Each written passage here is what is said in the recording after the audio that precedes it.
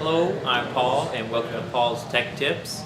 We're here at the Truck Store Columbus, and we are going to go over a pre-ride checklist, things you need to look for before you head on the road. So, first and foremost, check the pressure in your tires.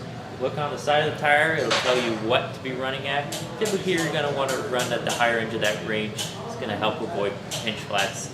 And then check that your chain is looped. That's another key one. So, tires and drivetrain, they're two of the most important.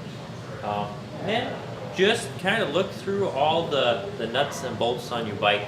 Make sure that everything is nice and tight. Your crank arm is an important one. Your seat post, obviously, and then your saddle. Check that those are tight. Sometimes your brakes will come loose after a ride, so it's good to just snug those up too.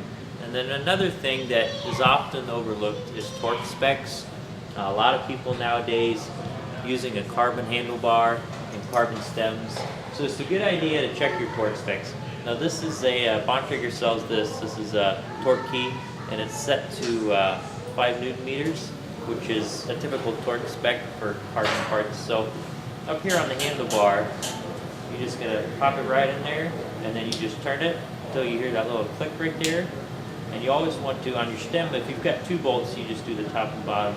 If you've got 4 like on this, you're gonna come down here and do the bottom one. Then come back up to the top, and then go back down diagonally. Do it in a star shape. So just do that till it clicks. You never want to over tighten on your carbon parts, so that's why it's very important to have a torque key. And then same thing on your stem. Just click that. Now this bike has a carbon steerer, so you see we've got a spacer on top. That's very important too. But yep, just those are your tech tips for the week.